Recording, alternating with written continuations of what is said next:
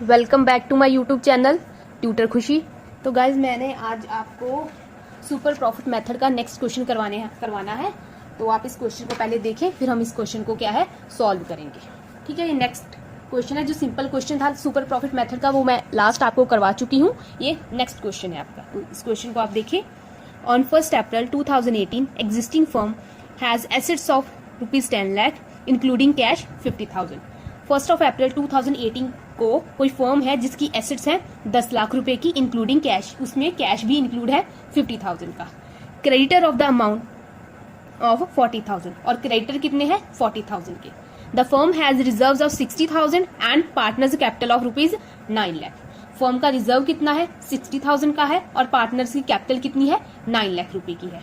Normal rate of return कितना दिया हुआ है 10%। Average profit of the firm of past 5 years 1,60,000 before 20,000 salary of partners each year। Average profit हमें firm का कितना दिया हुआ है पिछले 5 साल का 1,60,000 और उसमें से 20,000 सैलरी पार्टनर की अभी तक डिडक्ट नहीं हुई है। बिफोर 20,000 सैलरी दैट मीन कि अभी तक पार्टनर्स की सैलरी उसमें से डिडक्ट नहीं हुई है। उसके बाद क्या बोला है, calculate the amount of goodwill by super profit method with 3 years purchase. Goodwill calculate करनी है सुपर प्रॉफिट मेथड के साथ और हमें 3 years परचेज गिवन है। तो ये वाला क्वेश्चन लास्ट वाले क्वेश्चन से कैसे डिफरेंट है। लास्ट वाला जो क्वेश्चन हमने किया था हमें सीधे प्रॉफिट दिए थे, कैपिटल एम्प्लॉयड गिवन थी, नॉर्मल रेट ऑफ रिटर्न दिया था और नंबर ऑफ ईयर परचेज दिया था और हमने क्या है क्वेश्चन को सॉल्व कर लिया था। इस क्वेश्चन में हमें डिफरेंट क्या है, इस क्वेश्चन में हमें कैपिटल एम्प्लॉयड गिवन नहीं है, हमें कैपिटल एम्प्लॉयड फाइंड करनी होगी, तभी क्या है हम क्वेश्चन को सॉल्व कर पाएंगे। तो आप सबसे पहले देखिए, अभी सुपर प्रॉफिट मेथड से कैलकुलेट करना है तो सबसे पहले उसका फॉर्मूला लिख लेते हैं ताकि आपको क्लैरिटी रहे।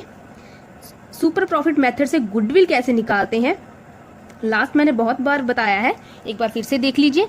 सुपर प्रॉफिट को मल्टीप्लाई किया जाता है नंबर ऑफ ईयर परचेज के साथ, नंबर ऑफ ईयर परचेज के साथ मल्टीप्लाई कर दिया जाता है। और सुपर प्रॉफिट कैसे निकालते हैं हम, average profit minus normal profit. और सुपर प्रॉफिट निकालने के लिए हमें एक तो चाहिए एवरेज प्रॉफिट चाहिए, एक तो चाहिए हमें नॉर्मल प्रॉफिट। एवरेज प्रॉफिट तो आपने जो एवरेज प्रॉफिट के क्वेश्चंस किए हैं उसमें आपने बहुत सारा क्वेश्चन किए हुए हैं एवरेज प्रॉफिट को फाइंड करने के। हमें क्या है जो लास्ट क्वेश्चन हमने सॉल्व किए हैं हमें क्या है प्रॉफिट गिवन होता था और उसको प्रॉफिट को हम क्या है नंबर के साथ डिवाइड कर देते थे तो हमारा क्या है एवरेज प्रॉफिट आ जाता था।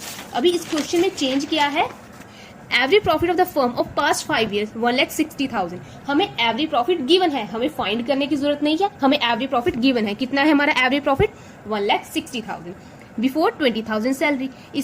इसमें सैलरी डिडक्ट करनी थी पार्टनर्स की, अभी तक की नहीं है तो अब क्या है डिडक्ट कर दो, सैलरी डिडक्ट कर दो। ठीक है, ईच ईयर हर साल 20,000 सैलरी देनी थी, राइट। तो हमने क्या है ये एवरेज प्रॉफिट 5 साल का तो 5 के साथ डिवाइड करके, एक सेकंड यहाँ पे लिख लेती हूँ। एवरेज प्रॉफिट हमारा कैसे आता है, टोटल प्रॉफिट को नंबर के साथ डिवाइड करते हैं तब आता है हमारा एवरेज प्रॉफिट। ठीक है ना, तो एवरेज प्रॉफिट हमें 1,60,000 गिवन है, दैट मीन कि वो ऑलरेडी डिवाइड करके दिया हुआ है। अब हमें दोबारा से किसी चीज के साथ डिवाइड करने की जरूरत नहीं है क्योंकि हमें एवरेज प्रॉफिट ऑलरेडी गिवन है।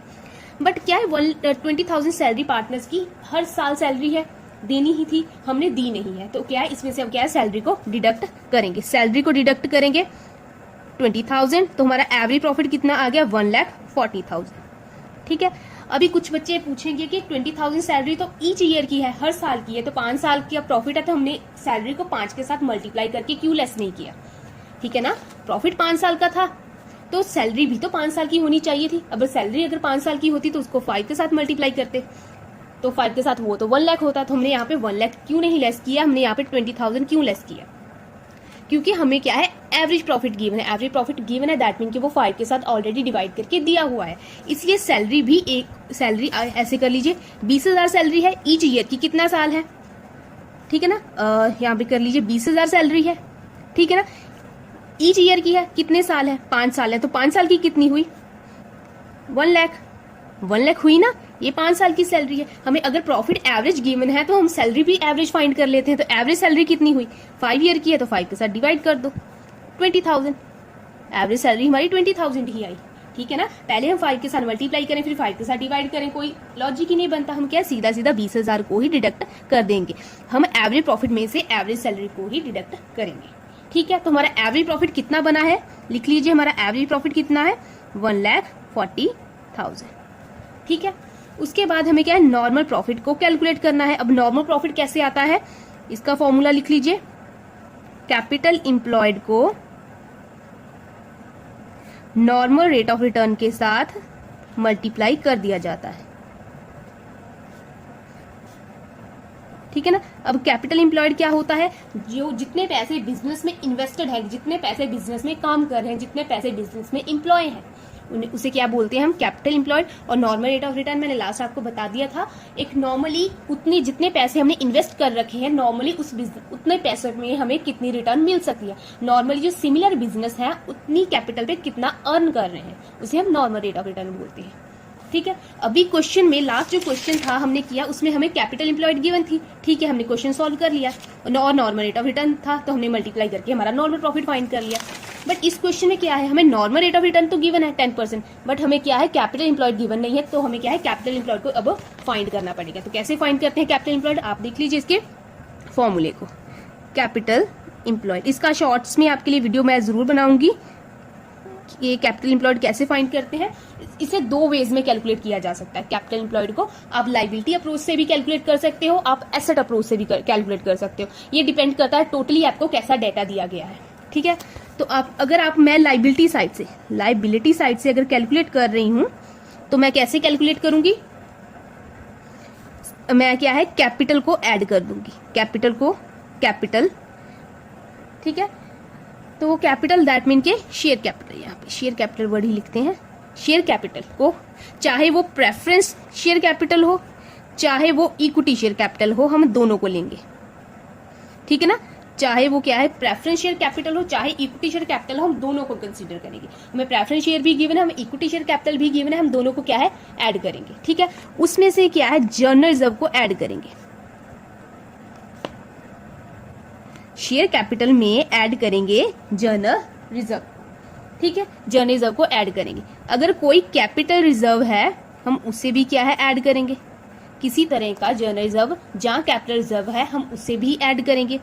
कि कोई प्रॉफिट गिवन है, हम उसे भी ऐड करेंगे। अगर लॉस गिवन है, तो ऑब्वियस सी बात है, हम इसे क्या है, लेस करेंगे। ठीक है, अगर लॉस गिवन है तो हम उसे क्या है, लेस करेंगे। और अब क्या है, लॉन्ग टर्म, उसमें ऐड क्या करेंगे, लॉन्ग टर्म लोन को भी क्या है, ऐड कर देंगे। तो क्या क्या ऐड करना है, शेयर कैपिटल में, चाहे वो इक्विटी है, चाहे वो प्रेफरेंस है, उसमें जर्नल रिजर्व को ऐड करेंगे, कैपिटल रिजर्व को ऐड कर देंगे, प्रॉफिट को ऐड करेंगे। अगर लॉस हुआ तो उसे क्या है, हम लेस करेंगे, और लॉन्ग टर्म लोन को भी क्या है, ऐड करेंगे। वैसे तो आपके सिलेबस का ये पार्ट नहीं है, पर आपके जो क्या है, क्वेश्चन में गिवन है, तो मैं कर लेती हूं। अगर कोई प्रीलिमिनरी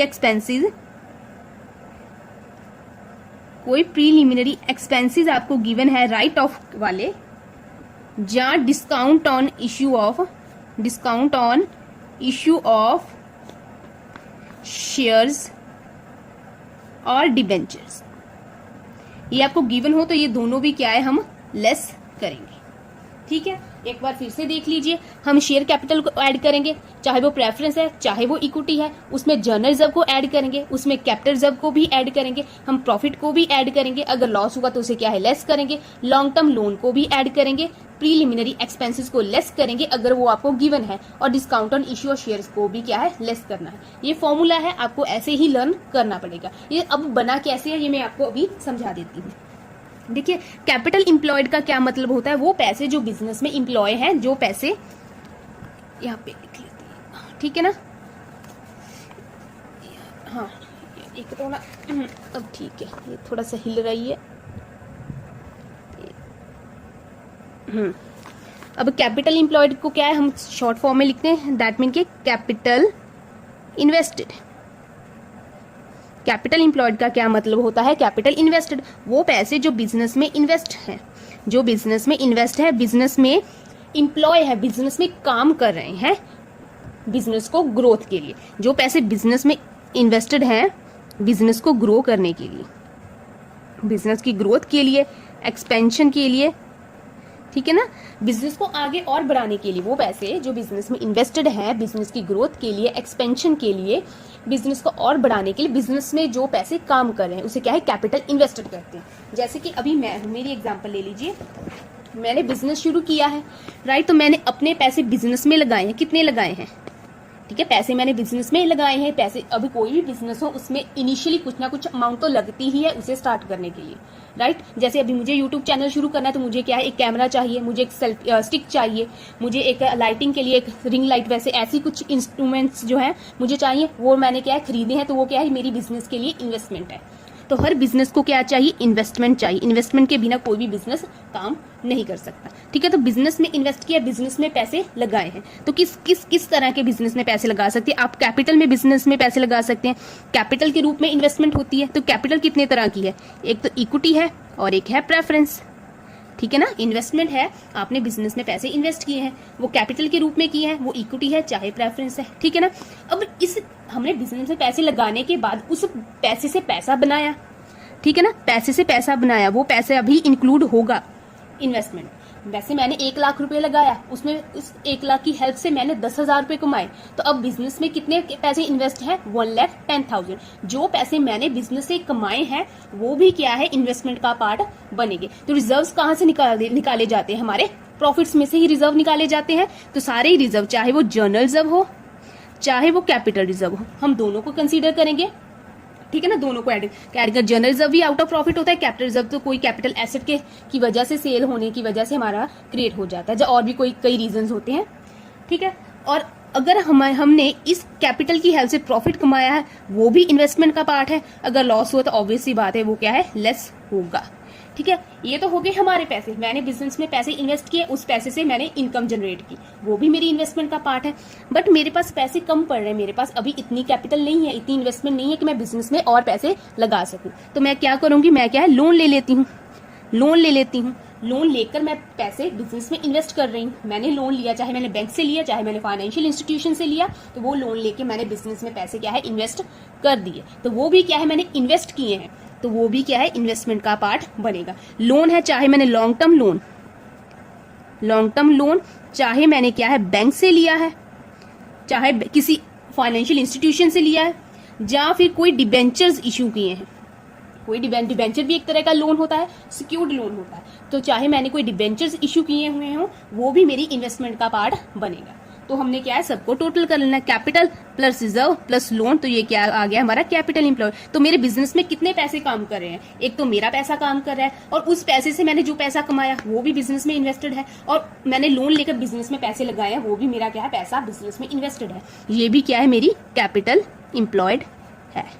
अभी आपको समझ आया कि ये कैपिटल एम्प्लॉयड क्या होता है, राइट। तो ये भी क्या है, मेरी कैपिटल एम्प्लॉयड है। तो सबका क्या है, टोटल हमारा कैपिटल एम्प्लॉयड बन जाएगा। ये क्या है, लाइबिलिटी अप्रोच से। अगर आपको लाइबिलिटी वाला डेटा दिया है तो आप लाइबिलिटी वाले डेटा की हेल्प से क्या है, कैपिटल एम्प्लॉयड को फाइंड कर सकते हैं। और दूसरा है हमारा एसेट अप्रोच। तो मैं देखती हूँ नेक्स्ट वीडियो में आपको क्या है, एसेट अप्रोच करवा देती हूँ। तो आज के लिए इतना ही रखते हैं। Thank you so much.